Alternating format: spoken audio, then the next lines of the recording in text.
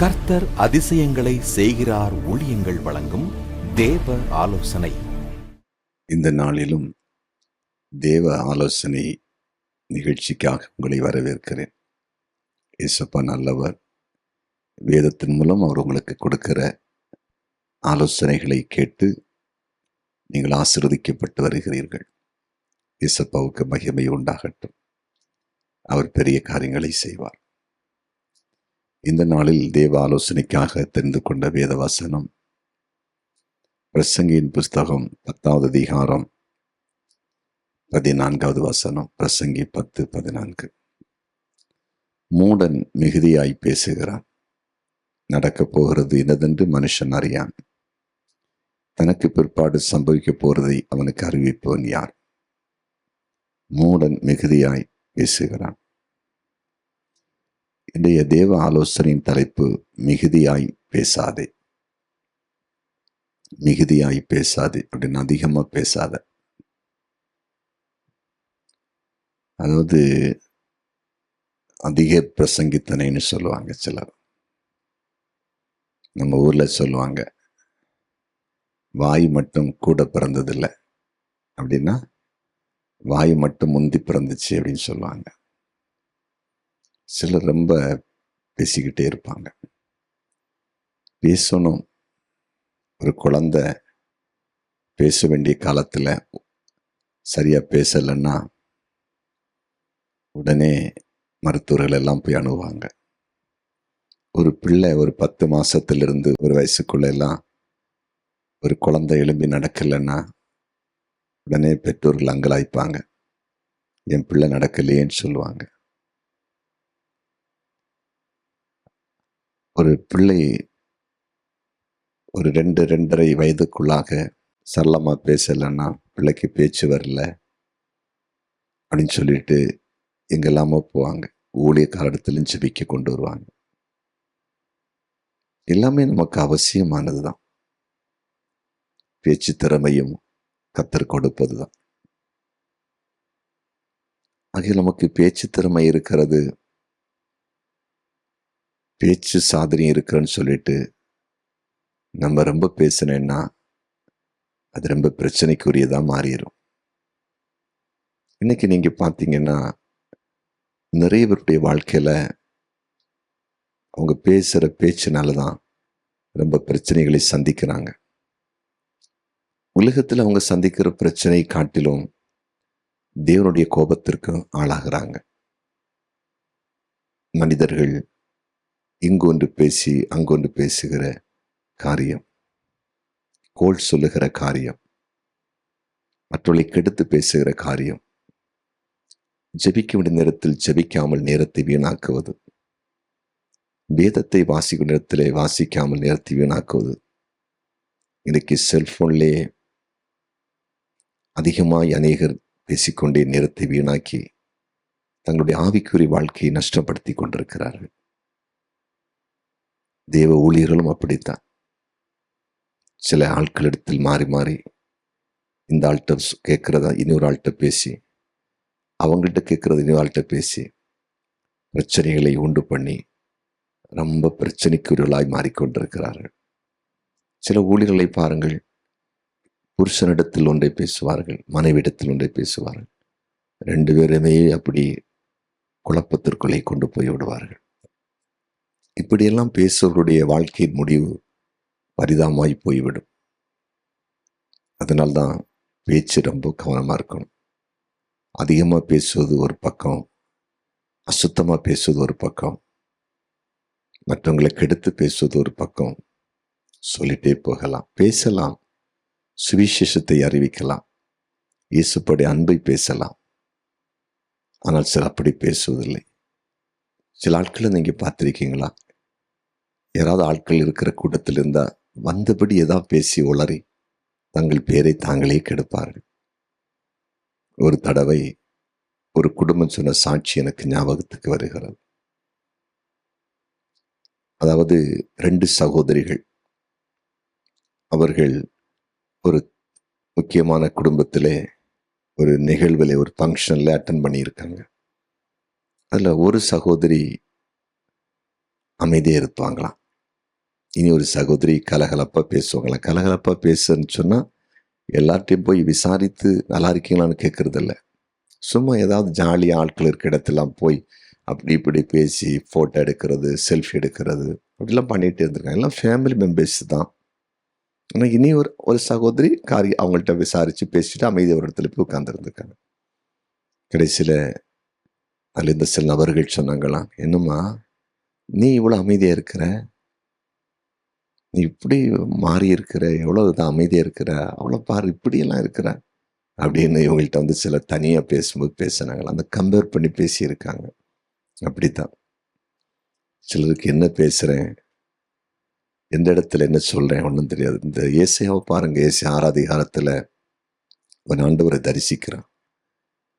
அப்ப அவன் சொல்றான், நான் அசுத்த உதடுள்ள மனுஷன், அசுத்த உதடுள்ள மனுஷன் நடுவில் இருக்கிறேன்னு சொல்லலாம். ஏன்னா இவனும் பேச்சு அதிகமா தேவையில்லாம பேசிட்டு இருக்கிறான். அவனை சார்ந்தவங்களும் அப்படித்தான் இருக்கிறாங்க. நான் ஆண்டுகிட்ட கேட்ட பொழுது ஆண்டவர் அவனுடைய நாவை பரிசுத்தப்படுத்தினார். தேவ பிள்ளைகளே, வேதத்தில் வசனம் இருக்கிறது, சொல் மிகுதியானால் பாவம் இல்லாமல் போகாது, பேச்சு அதிகமானால் பாவம் இல்லாமல் போகாது. அதான் பேச்சை குறைக்கணும். ஃபாதர் பாடியிருப்பாரு, பேச்சை குறைக்கணும் பலத்தில் வளரணும்னு சொல்லிட்டு. பேச்சை குறைங்க, ரொம்ப மௌனம் ஆயிராதீங்க. பேச வேண்டிய இடத்துல ஞானமா சொல்ல வேண்டியதை சொல்லணும். அது அழகா இருக்கும். ரொம்ப ஓவரா பேசிட்டு இருக்காங்க, ரொம்ப குறைச்சும் பேசாதீங்க. பேச வேண்டிய இடத்துல பேச வேண்டியது சரியா, அழகா, நிதானமா, கோர்வையா, மற்றவங்களை தாக்காம பேசி பழகி பாருங்க. இந்த பைபிள் என்ன சொல்லுது பாருங்க, மூடன் அவன் மிகுதியாய் பேசுகிறான். அப்படின்னா மிகுதியாய் பேசுகிறவனுக்கு வேதம் ஒரு பேர் வச்சிருக்கு, மூடன், அறிவில்லாதவன், அறிவில்லாதவன் அப்படின்னு வச்சிருக்கு. ஏன் அந்த பேரை நம்ம வாங்கணும்? ஏன் நற்பேர் நம்ம வாங்கக்கூடாது? யோசித்து பாருங்க. இன்னைக்கு கர்த்தருடைய வார்த்தையை கேட்டுக்கொண்டிருக்கிற உங்களோடு தான் ஆண்டவர் பேசுகிறார். மிகுதியா பேசுறாளா? மிகுதியா பேசுறாளா? தேவையில்லாம பேசி கொண்டிருக்கிறவங்களா? உங்க வாழ்க்கையில அதை மாற்றிக்கொள்ளலாமே, மாற்றிக்கொள்ளலாமே. நியாயத்தீர்ப்பு நாளிலே நம்முடைய பேச்சுக்கு, நாம் பேசுகிற சொல்லுக்கு, அதாவது நம்ம பேசுகிற வார்த்தைக்கு கணக்கு ஒப்புவிக்க வேண்டுமாமே. நியாயத்தீர்ப்பு இருக்கிறதாமே, பைபிள் இருக்கிறது அல்லவா? ஏன் நம்முடைய பேச்சை குறைக்க கூடாது? கெட்ட வார்த்தை பேசுறீங்களா? ஏன் நிறுத்தக்கூடாது? ஒரு ஆளை கெடுத்து இன்னொரு ஆள்கிட்ட பேசிட்டு இருக்கீங்களா? அந்த பேச்சை ஏன் நீங்க அதை குறைக்க கூடாது? ஏன் உங்க குடும்பத்தின் ரகசியத்தை மற்றவங்கள்ட்ட போய் பேசி நேரத்தை வீணாக்குறீங்க? சில சகோதரிமார்களை பாருங்கள், ஆலயத்துக்கு போகும்போது கூட தன் குடும்ப காரியங்களையே பேசி கொண்டு போவாங்க, அடுத்தவங்களை பத்தியே பேசுவாங்க. ஒரு சகோதரி ஆலயத்துக்கு வரும்போது போகும்போதெல்லாம் யாரை பார்த்தாலும் சொல்லுவாங்க, என் புருஷன் ரட்சிக்கப்படலை, என் புருஷன் கீழ்ப்படிய மாட்டான், ஆலயத்து விட மாட்டான், குடிப்பான், இனி வேறு பெண்களோடு கூட பழக்கம் வச்சிருக்கான், பேசிட்டு இருப்பான். ஆனா இவங்க எந்த கூடையும் விட மாட்டாங்க. பக்கத்துல கூட போறவங்க உங்க புருஷன் என்ன செய்யறான்னு கேட்கறது இல்லை, இது பேசிட்டே போவோம். ஆனா ஆலயத்துல போனா என்ன ஜெபம்!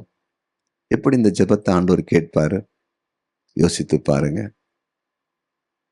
ஒன்றை மட்டும் நீங்க புரிந்து கொள்ளுங்க, உங்க புருஷனை குறித்து இருக்கலாம், உங்க மனைவியை குறித்து இருக்கலாம், இனி ஒரு நபர்கிட்ட நீங்க வார்த்தையை விட்டு தேவையில்லாம பேசி, நீங்க பேசினத மறந்து நீங்களும் புருஷனும் புருஷன மனைவி மீண்டும் ஒன்னா வாழுவீங்க. நீங்க இனி ஒரு நபர்கிட்ட உங்க புருஷனை கெடுத்து அல்லது உங்கள் மனைவியை கெடுத்து சொன்ன வார்த்தை அவங்க மறக்க மாட்டாங்க. சாகிறது மனசுல வச்சு, இப்படி அன்றைக்கு அவன் புருஷனை பத்தி சொன்னா, அவன் இப்படிப்பட்டவன் அவங்க வச்சு அதே பார்வையில் தான் பார்ப்பாங்க. அதே போல அந்த நபர் தன் மனைவியை பத்தி இப்படி எங்கள்கிட்ட எல்லாம் பேசினா, அப்போ அவன் மனைவி இப்படிப்பட்டவன்னு சொல்லி அதே பார்வையில பார்ப்பாங்க. ஏன் அடுத்தவங்கள்ட்ட கொண்டு அழியாத ஒரு தீமையை கொண்டு நம்ம போடணும்? இதனால் நமக்கு என்ன லாபம்? நம்ம குடும்ப கௌரவத்தை, குடும்பத்தின் பெருமையை நம்ம தானே கெடுக்கிறோம். நம்ம தானே கெடுக்கிறோம். தவளை தன் வாயினால் கெடுவது போல் நம்ம தானே கெடுக்கிறோம். ஏன் கொஞ்சம் நிதானிக்க கூடாது? அதே போல சிலரை பாருங்க, ஏதாவது ஒரு காரியம் யாராவது சொன்னா அது இனி ஒரு ஆள்கிட்ட சொல்லாம உங்களுக்கு தூக்கமே வராது. அப்படிப்பட்ட ஆட்கள் இருக்கிறாங்க. தூக்கமே வராது. அதனால எத்தனை பிரச்சனை தெரியுமா? அதே போல சில ரகசியங்கள், சில காரியம் இப்பதான் ஒரு காரியமே ஸ்டார்ட் ஆயிருக்கும், அதை எல்லாத்தையும் போட்டு சொல்லிடுறது. பாருங்க, அதை நாங்கள் இதை செய்ய போறோம், அதை வாங்க போறோம், இதை கொடுக்க போறோம், அப்படி செய்ய போறோம், இப்படி செய்ய போறோம்னு பேசி பேசி பேசி பேசி தங்கள் வாழ்க்கையை கெடுக்கிறாங்க. இதுல ரட்சிக்கப்பட்ட ஜனம், ஆண்டவர் அறிந்த ஜனம், ஆராதிக்கிறவர்கள் இந்த பேச்சுக்கு இடம் கொடுக்கும்போது ஆவிக்குரிய வாழ்க்கையில வீழ்ச்சி அடைகிறாங்க. எங்க வீழ்ச்சி அடைகிறாங்கன்னா, தேவ சமூகத்தில் அவங்களால சரி இருக்க முடியாது. இனி ஒன்று, தேவ கோபாக்கினைக்கு ஆளாகிறாங்க. பேசும்போது அவனுடைய பிரசனத்தை இழக்கிறாங்க. அப்போ அவங்க ஆவிக்குரிய வாழ்க்கையில வளர்ச்சி அடையாம நன்மைகளை இழக்கிறாங்க. தேவன் அவங்களுக்கு ஆசீர்வாதத்தை கொடுப்பதில்லை. இல்ல, உதாரணமா பாருங்க, ஒரு குடும்பத்தை பத்தி ஒரு ஆள்கிட்ட சொல்லி கெடுத்து பேசும்போது, அதனால அவங்க பகை வரும்போது யார் குற்றவாளி ஆகிறாங்க? 2 குடும்பங்களுக்கு நம்ம ஏதோ இல்லாத பொல்லாத சொல்லி பகையை உண்டாக்கணும் நாம தானே பேசணும். இப்ப நீதி உள்ள நியாயாதிபதியாக ஆண்டவர் அதை பார்த்து கொண்டிருக்கிறாரா இல்லையா? அப்ப ஆண்டவர் என்ன பார்ப்பாரு? இவங்களுக்குள்ள விரோதத்தை உண்டாக்குன நபர் இந்த நபர் தானே சொல்லி நம்ம மேல்தான் பிரச்சனை வரும். ஆண்டவர் பழி சுமத்துவார், தண்டிப்பார். நிறைய குடும்பங்கள் அப்படி தண்டிக்கப்பட்டிருக்கு. வாயின் வார்த்தைகளால தண்டிக்கப்பட்டிருக்கிறது. சில குடும்பங்கள் தேவனால் தண்டிக்கப்படும் போது அந்த குடும்பத்துக்காக ஜெபிக்க கூட அனுமதிக்க மாட்டார். நாட்களில் ஒரு சகோதரனை சந்தித்து சொன்னார்கள். என்னை சந்திக்கும் சொன்னாங்க. அவங்க ஒரு குடும்பத்தை சுட்டி காட்டி சொன்னாங்க. அந்த குடும்பத்துல ஒரு நபருக்கு, பிரதர், நான் கை வைத்து ஜெபம் பண்ணேன், ஏற்குறை 10 நாளா என் கையே எடுக்க முடியல பிரதர். அப்பதான் நான் ஆண்டவர்கிட்ட விசாரிச்சேன். ஆண்டவர் சொன்னாரா, ஏன் அவங்களுக்காக நீ ஜெபிக்க போன? சபைக்கெல்லாம் வர்றவங்க தானே, ஏதாவது வசனம் அவங்க கேட்குறாங்களா, கீழ்ப்படுகிறாங்களா? எத்தனையோ தடவை எவ்வளவோ காரியங்களை அவளுக்கு நான் சத்தியத்து மூலம் பேசி இருக்கிறேன். ஒரு நாள் ஒரு வார்த்தையும் கேட்காத ஜனத்தை போல சபையில வந்து உட்கார்ந்துருக்காங்க. வாழ்க்கை முறையை பாரு. நீ அவங்களுக்காக ஏன் போய் கை வைத்து ஜெபிக்க போன? எதுக்கு அவசரம்? யோசித்து பாருங்க. ஆண்டவர் எப்படிப்பட்டவர்? என்னிடத்துல சில மக்களுக்காக சொல்லி இருக்கிறார், ஜெபம் பண்ணாத, இவங்க பின்மாறினவங்க, ஊழியங்களுக்கு ஒரு எழும்புறவங்க, குறை சொன்னவங்க, மற்றவங்களை கெடுத்தவங்க, ஊழியங்களை அழிச்சவங்க, சபைகளை கெடுத்தவங்க, ஊழியத்துல பிரிவினைகளை உண்டாக்குனவங்க, உங்களுக்கு எல்லாம் நீ ஜெபிக்காதன்னு சொன்னது அனுபவம் தான் பார்த்துருக்கிறேன்.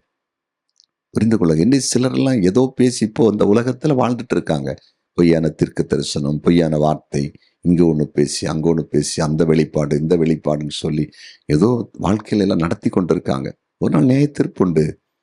ஆண்டவர் ஒரு நாள் விசாரிக்க ஆரம்பிப்பார். அப்போதான் தெரியும் அந்த காரியம். அதனால மிகவும் கவனமா, ஜாக்கிரதையா நம்ம நடந்து கொள்ளுவோம்.